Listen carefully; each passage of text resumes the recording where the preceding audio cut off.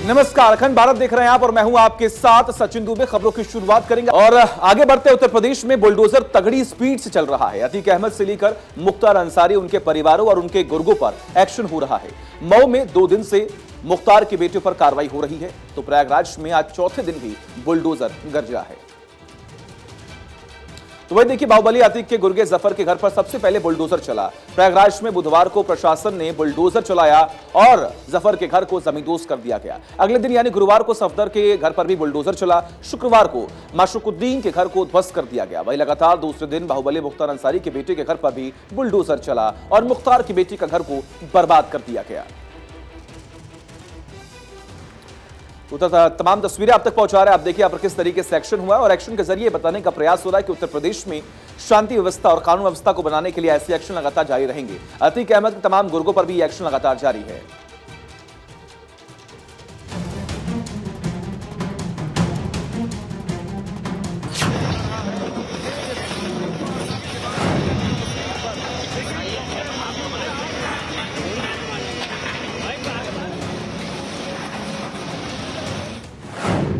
योगी की कसम, माफिया राज दफन। अतीक और मुख्तार दोनों पर वार। अपराध का किला मिट्टी में मिला। गुर्गों के आशियाने ध्वस्त, बेटों पर एक्शन जबरदस्त। सलाखों में सहमा हुआ है अतीक। डॉन मुख्तार की हालत भी नहीं ठीक। कि जिस अतीक अहमद के खिलाफ पीड़ित परिवारों ने मुकदमा दर्ज कराया, उसके परिवार के खिलाफ, वो समाजवादी पार्टी के द्वारा पोषित माफिया है और उसकी कमर को तोड़ने का काम हमारी सरकार ने किया है। और फिर वो कहना हुई है, इसे हाउस में कह रहे हैं, इस माफिया को मिट्टी में मिला देंगे। सदन में योगी आदित्यनाथ का मिट्टी में मिला देने वाला बयान ये बताने के लिए काफी है कि उत्तर प्रदेश में माफिया, गुंडों, अपराधियों, बवालियों, मवालियों के खात्मे के दिन अब उंगलियों पर गिने जा सकते हैं।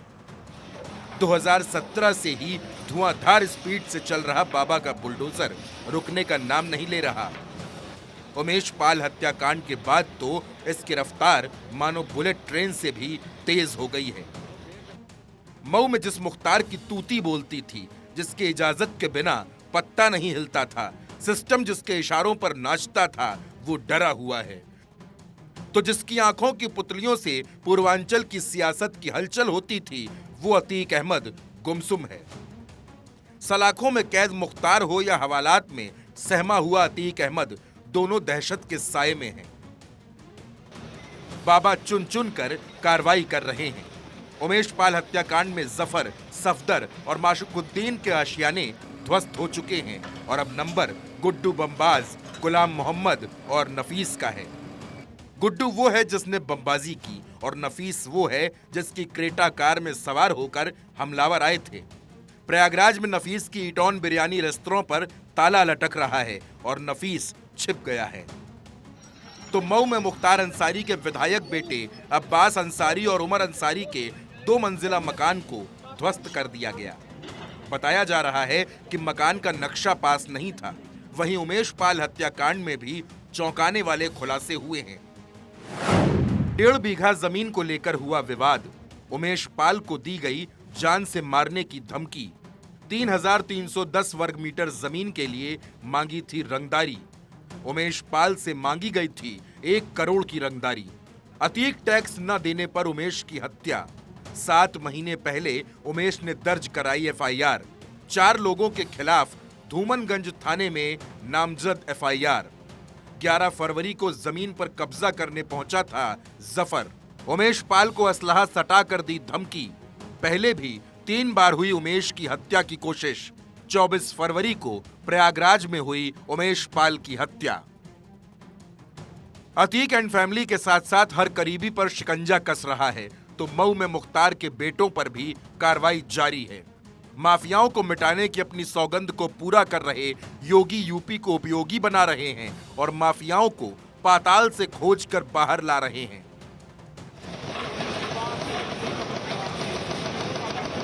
बुलडोजर गुंडों की छाती पर चढ़कर उनके साम्राज्य को छलनी कर रहा है।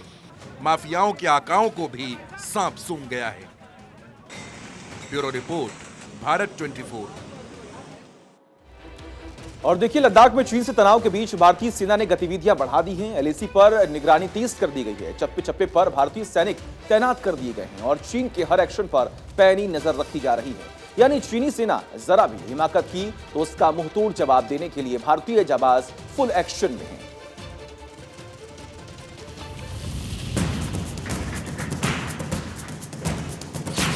चालबाज चीन पर भारत की चौकस नजर।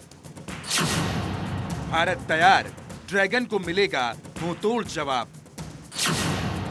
लद्दाख में एलएसी पर सेना ने बढ़ाई चौकसी। जिनपिंग की सेना के हर मूवमेंट को मिलेगी चुनौती। चालबाज चीन एलएसी पर कब नापाक चाल चल दे, इसके लिए चौकन्ना रहना बेहद जरूरी है। हिंदू चीनी भाई भाई का राग अलापने वाले चीन का पीठ में छुरा घोंपने का पुराना इतिहास है।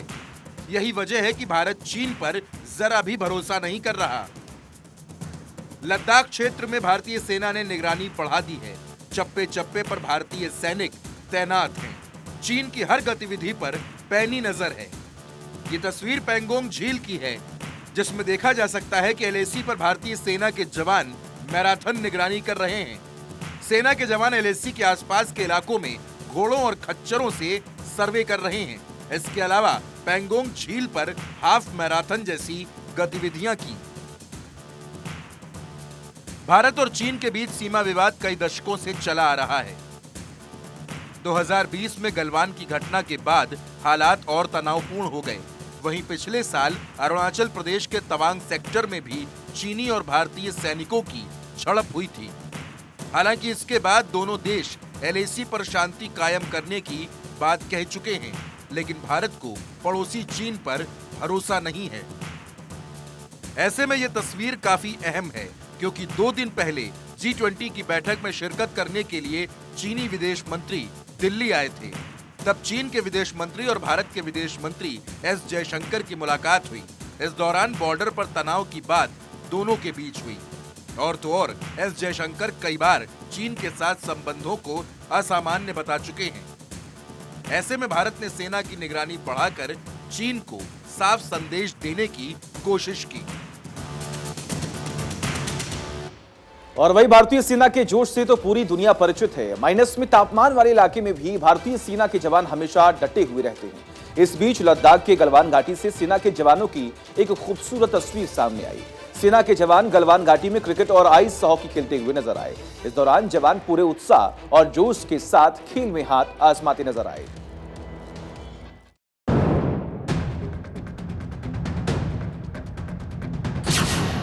एलएसी पर भारतीय जवानों का जोश हाई। गलवान घाटी में क्रिकेट खेलती नजर आई सेना। माइनस डिग्री में जवानों ने खेली आइस हॉकी।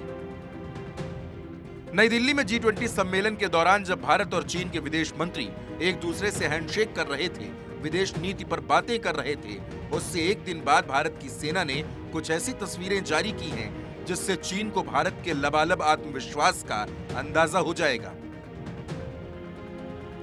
दोनों तस्वीरें उस जगह की हैं जहां पर कुछ साल पहले भारत और चीन के बीच झड़प हुई थी। भारतीय सेना ने जिनपिंग के फौजियों को औकात दिखाई थी। लद्दाख के गलवान घाटी में भारतीय सेना ने माइनस डिग्री तापमान में पूरे जोश के साथ क्रिकेट खेला। चौके छक्के उड़ाते नजर आए। चीनियों को दिखा दिया कि उनके जोश में जरा भी कमी नहीं है, बल्कि दोगुने जोश के साथ 14,000 फीट की ऊंचाई पर डटे हैं और पूरे जोश और जुनून के साथ सीमा की रक्षा करने के साथ साथ क्रिकेट खेल रहे हैं।